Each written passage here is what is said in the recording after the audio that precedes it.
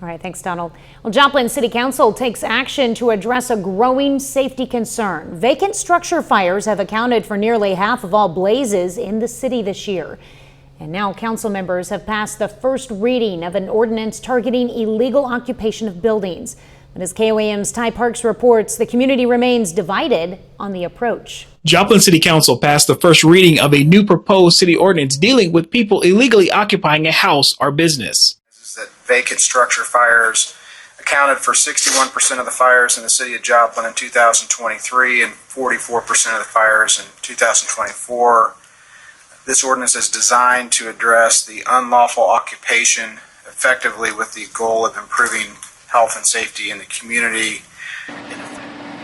The Olivia building fire is the result of people trying to keep warm in a vacant structure, and some local residents believe the ordinance would have prevented it. Because if those areas where there is squatting going on, and I'm sure there must be some around because, again, we hear about it anecdotally, but that if those areas were addressed a little more rigorously, I think that maybe we could deal more directly with the homeless problem. Some residents are concerned about the enforcement of the ordinance. It's a very difficult problem to detect, though, so they may have a hard time enforcing it any more than they're currently enforcing it. Local business owner says the focus should be on the property owners. A very real issue, but I don't believe that the unhoused community should be held accountable when the homeowner is not held accountable for keeping up the structure. In Joplin, Ty Parks, KOAM News. Well, last night was the first reading of the ordinance. It'll have to go before the council 2 more times to be enacted. Authorities released the autopsy results for Saturday's shooting victim in Newton County. The coroner found and removed a bullet from the body of 51-year-old Ernest Darby. The Missouri State Highway Patrol Crime Lab will now test that bullet. The autopsy shows no powder burns or stippling around the gunshot wound, indicating someone fired the round from a distance. Today, the Pittsburgh Fire Department introduced its new fire chief, Jack Spencer. Spencer previously served as a battalion fire chief and EMS leader for the District of Columbia. A Kansas native, he grew up in Valley Center, just outside of Wichita. Spencer says he's excited to bring his extensive experience to support and help advance the Pittsburgh Fire Department and the community.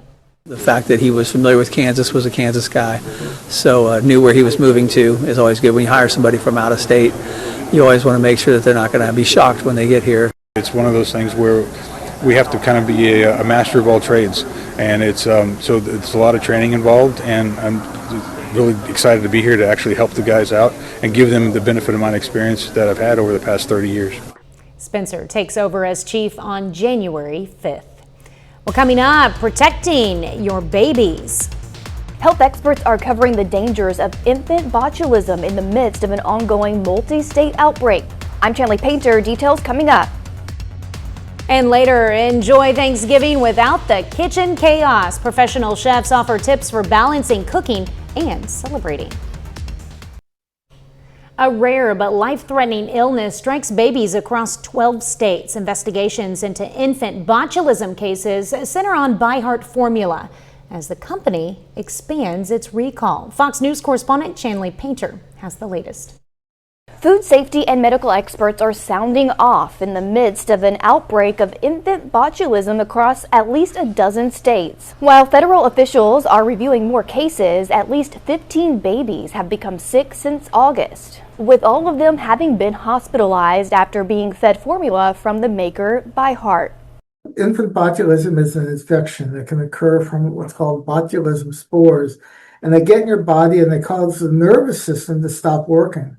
So your muscles don't work, including the muscles that you need for breathing. This week, ByHeart expanded its voluntary recall to include all of its products nationwide, writing in part, quote, "This action is being taken in close collaboration with the U.S. Food and Drug Administration." But as investigations continue, the FDA on Tuesday said lab data shows ByHeart's whole nutrition infant formula, quote, might be contaminated with the bacteria that causes botulism. I have to trust what's on the label. I have to trust where I'm getting it. It comes as families of at least 2 impacted babies are suing By Heart, accusing the company of negligence and highlighting their terrifying experiences. She was declining, she was refusing the bottle, and my thought was that she just needed to drink and eat, and that's why she was losing her weakness, or she was getting more weak. But then I came home from work and she was sleeping, and went to pick her up to feed her, and I couldn't wake her up. By Heart says a support line is open for parents with questions, as the FDA says this recall will not trigger formula shortages. I'm Chanley Painter, Fox News. Reducing arsenic in drinking water can lower deaths from cardiovascular disease and cancer. An NYU Langone health study found when the levels of arsenic were reduced, people had a 54% lower risk of death. Arsenic is one of the most common chemical pollutants. It's estimated more than 100 million people in the U.S. rely on potentially contaminated water sources. And temperature-related deaths are on the rise in the U.S. Researchers at Mass General Brigham found over the last 25 years, more than 69,000 people have died from heat or cold, with elderly people the most at risk. Well, Donald is next with a complete look at your forecast. And later, violence in Nigeria. Authorities in Nigeria hunt for those responsible for attacking a school as an unlikely ally joins the Trump administration. I'm Greg Pelka in London. That's my story. Coming up.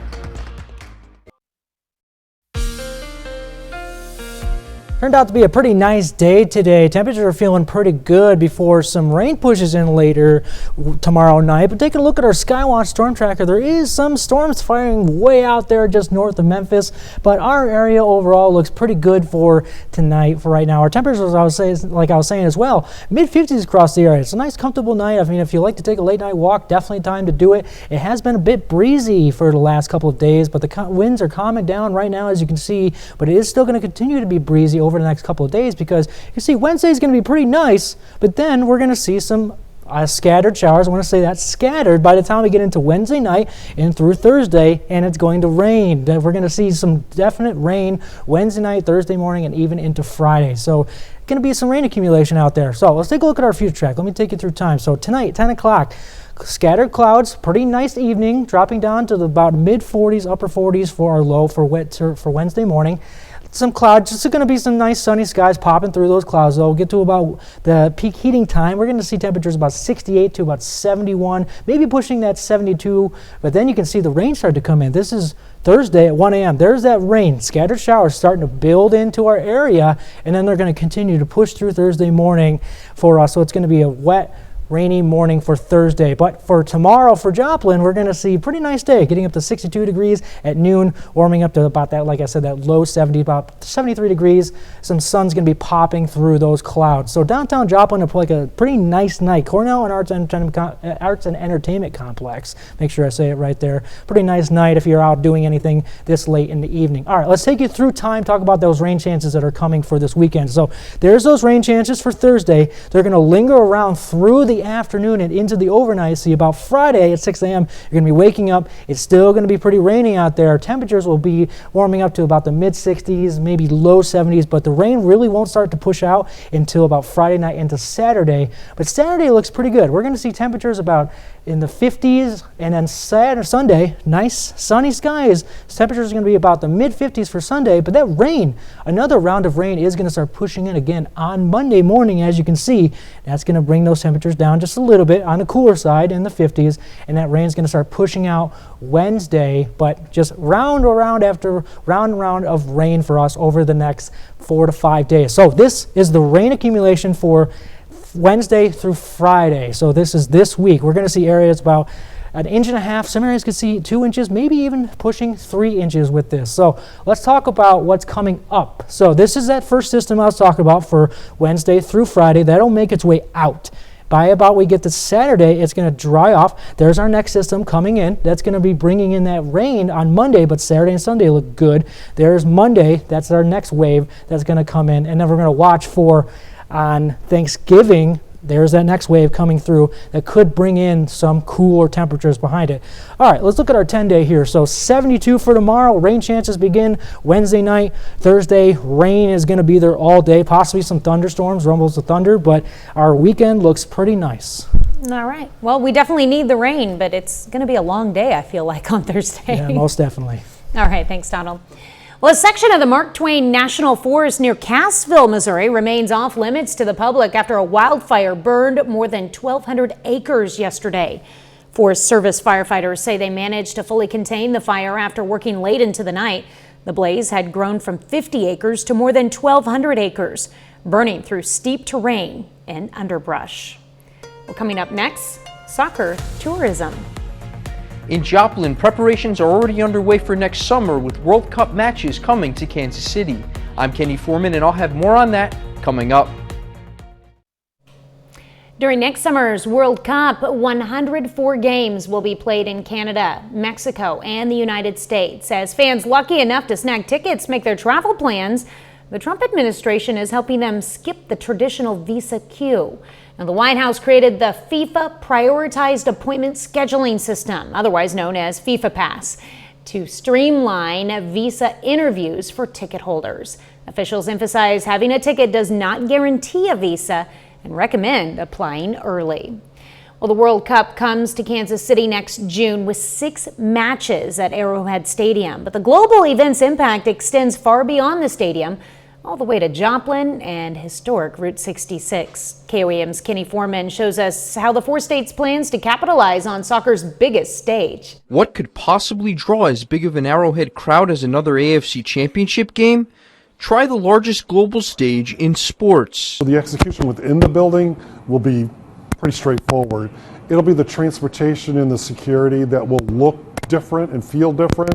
And that'll all be determined over the next several months as we start to stress test all of the ideas, all of the information that we have available to us and start implementation of that. With Kansas City set to be the only Midwest city to host matches, the expectation is that there will be an influx of visitors in nearby areas such as Joplin, where they can experience unique aspects of American culture, such as the historic Route 66. Route 66 is pure Americana. The Europeans and the folks from Australia and New Zealand love it because it is untamed Americana. They can see things that have been here for years, for 100 years. They can meet people, they can eat cuisine. It's just a style of life that they don't have in their countries. The hope is that various watch parties and special events throughout Missouri can capitalize on what's now seen as a growing sport in the States. It's really a unique opportunity to drive people into a once-in-a-generation sporting event. That has exploded from a youth standpoint. There's been an explosion of interest in soccer. And for anyone visiting Joplin, maybe it won't be their only time. But it's always our effort to get somebody to visit Joplin, visit it again, and then visit more frequently. So the more that we open our doors to international visitors, even domestic visitors from even as far away as New York, they will come back again. In Joplin, Kenny Foreman, KOAM News. Each of the participating teams will be announced at the World Cup final draw on Friday, December 5th. And this will be the largest field in the tournament's history with 48 teams. A popular online gaming platform rolls out new safeguards to protect children from adult strangers. Roblox will soon require gamers to use AI-powered age estimation technology in order to access communication and chat features.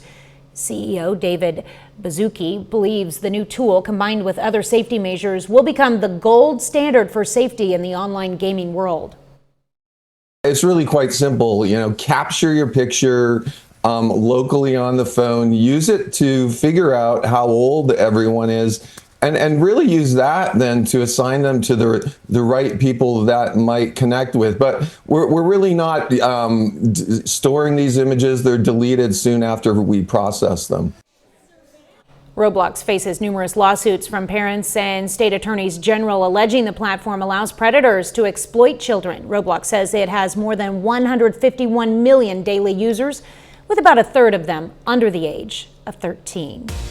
Coming up next, McDonald County students are reading between the goal lines, how the district's first literacy night is combining books and athletics.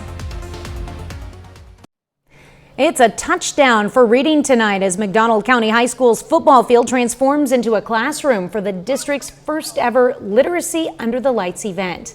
Elementary students in grades K through 5 took to the turf alongside high school athletes, cheerleaders, and dance team members for reading games and team challenges. Student athletes dressed in their uniforms led literacy stations designed to make learning active and engaging. It feels good to kind of teach them a lesson while also being entertaining and just kind of laying down a foundation and a path for them to just form a future around learning, loving to learn. Families enjoyed free concessions while watching older students mentor their younger counterparts under the stadium lights. McDonald County Schools plan to make literacy under the lights an annual tradition. 30 more minutes of news, weather, and sports coming your way. Congress puts AI chatbots under the microscope. House lawmakers examine health risk and privacy concerns on Capitol Hill. And violence against Christians in Nigeria prompts President Trump to consider military intervention. You're watching the 4 states' most watched news. This is KOAM News at 9 on Fox 14. I'm Tanya Bach. AI chatbots are back in the spotlight as House lawmakers question medical professionals over the risk and benefits of its use. Fox's Anna Yiolopoulos reports. Simply put, we know too little about how these AI chatbots work. The risks and benefits of AI chatbots, the focus of a House hearing on Capitol Hill Tuesday. Lawmakers questioning 2 psychiatrists and a data analyst about the increasingly popular tech and the threat it poses to users, particularly to those who turn to it for physical or mental health advice. One young woman in her early 20s said to me, "ChatGPT understands me better than my friends." For the next few weeks, she spent hours talking to it, feeling comforted and validated, until she realized that despite its intelligence and warmth, it could not offer the depth of human connection. One witness outlined how AI chatbots are designed to keep users engaged.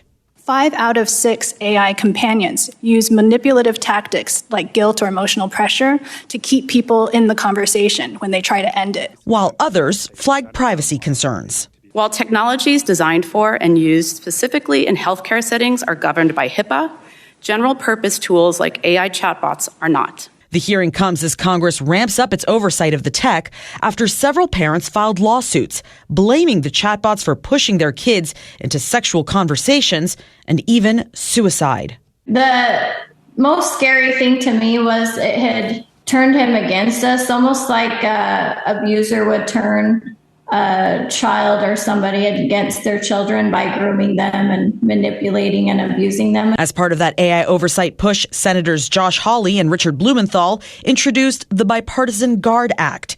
It calls for AI companies to verify user ages before allowing use. Anna Yiolopoulos, Fox News.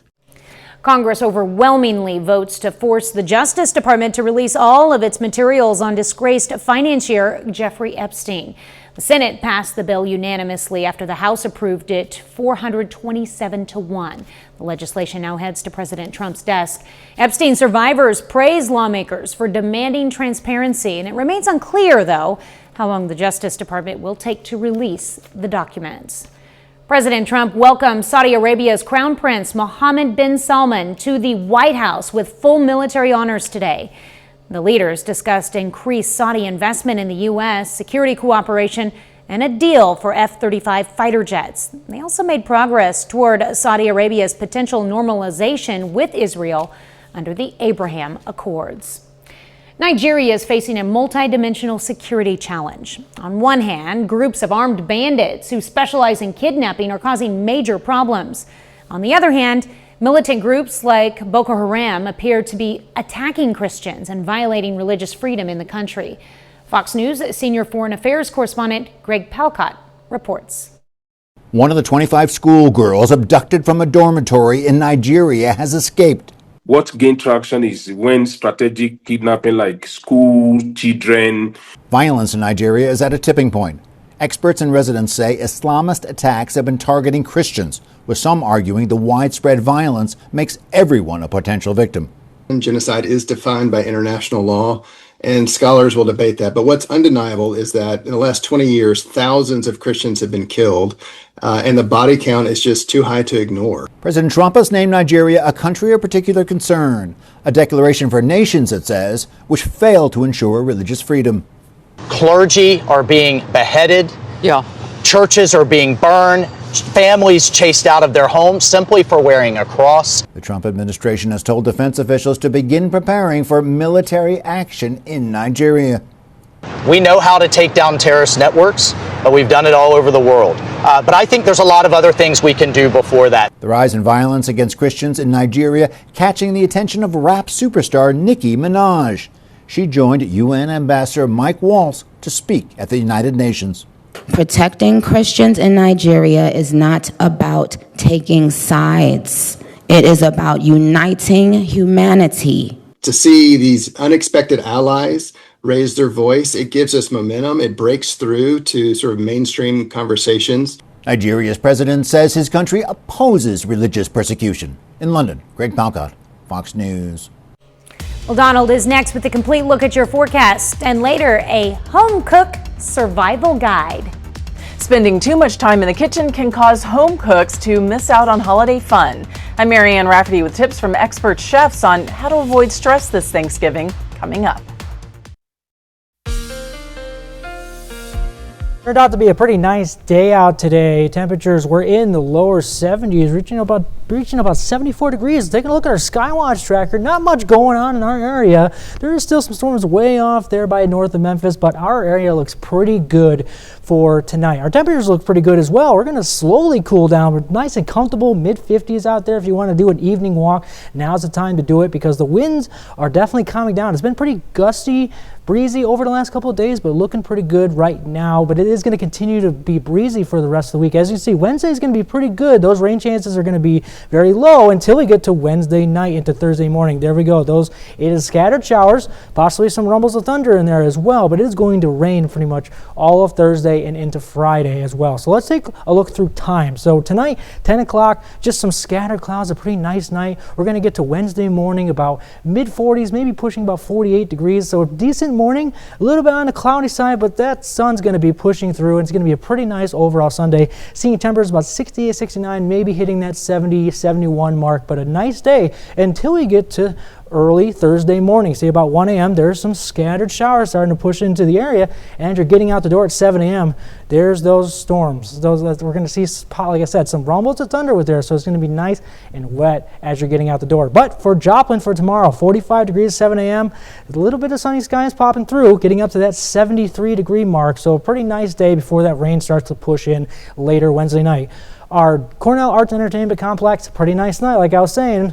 Enjoy it while it's here because it is going to start raining by the time we get to Wednesday night and Thursday. So Thursday at noon, there's that rain. Comfortable temperatures, but it's going to be raining all day Thursday through Friday morning as well. So 6 a.m. we're going to be waking up. It's going to be upper 50s, but nice and wet though. Now when I say nice though, it's going to be pretty wet and rainy. That's going to continue through Friday, and finally by the time we get to Friday night into Saturday morning, nice comfortable temperatures, but it's finally going to clear out, and it's going to be a pretty nice Saturday, about 50s, and then Sunday on the warmer side, a little bit more sunny, getting up to the mid-60s before another round of rain comes in Monday morning. So let's enjoy this nice weekend before that rain pushes in. And that rain's not going to start pushing out until we get to Wednesday in the morning before another system comes in by our Thanksgiving. But I'll talk about that in a minute. So our rain tracker, this is going to be our total accumulation for Wednesday through Friday.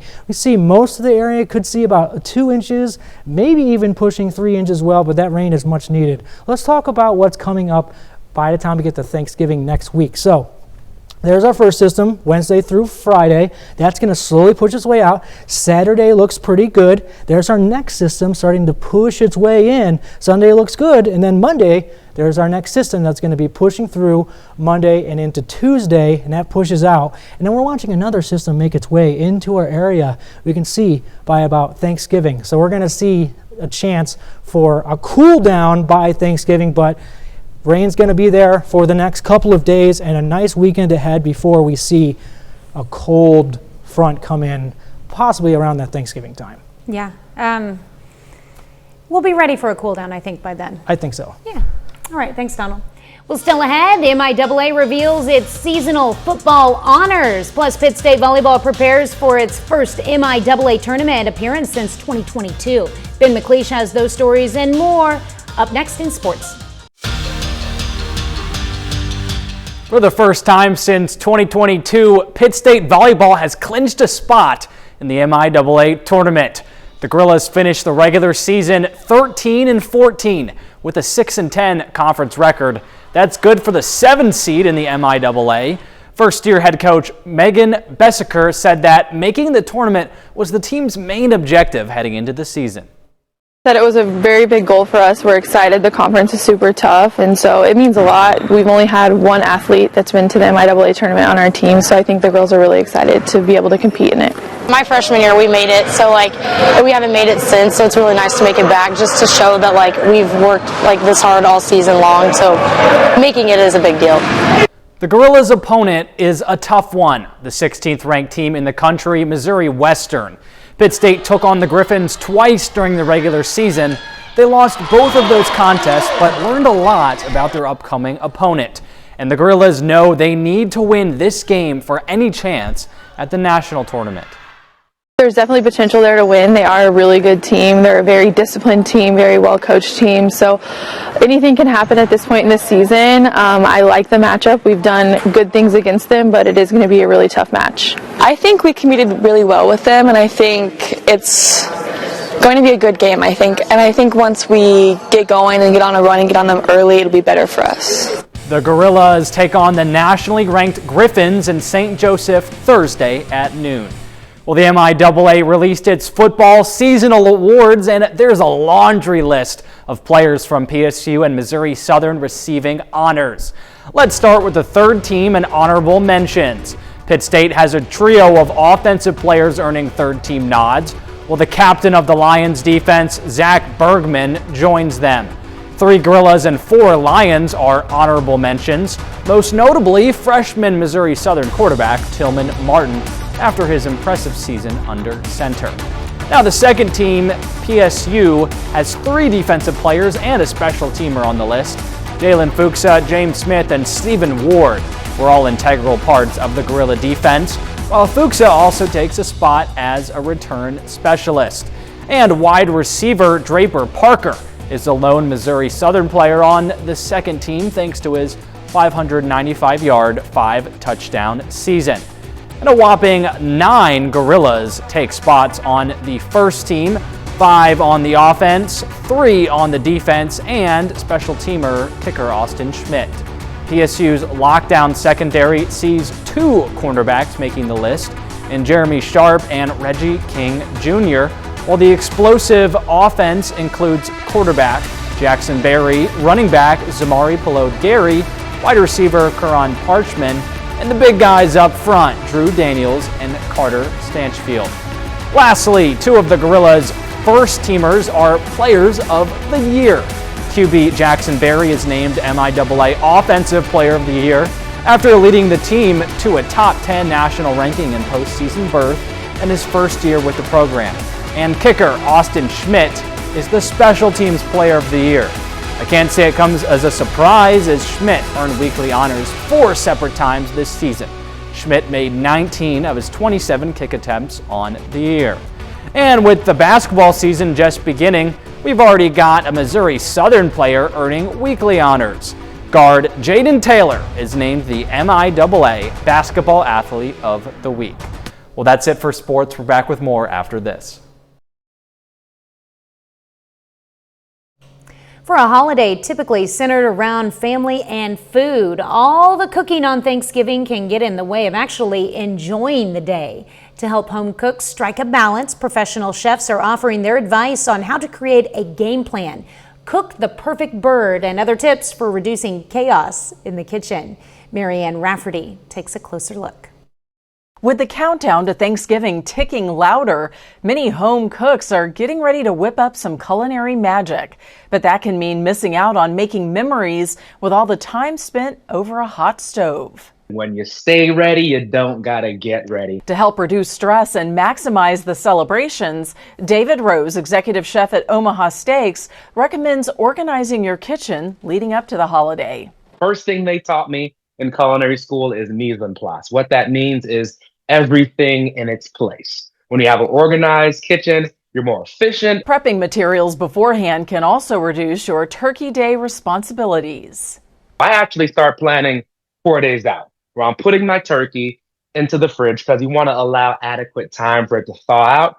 And the day before, I'll start making my gravies, I'll start making my sauces, my glazes, desserts. Meanwhile, Chef Rose says there's no shame in not cooking everything from scratch, with companies like Omaha Steaks able to fill in the gaps with pre-ordered items. The beautiful thing here about us is that we have an array of beautiful proteins, pre-made sides, heat and serve items, where you can just focus on the turkey. And when it comes to preventing your turkey from being overcooked, Chef Rose recommends taking it out before it reaches the minimum internal temperature of 165 degrees. You want to take it out at 160 and then let it sit, let it rest. Resting is going to redistribute those juices and finish cooking. After sitting for about 25 minutes, Chef Rose says your turkey should be perfectly cooked.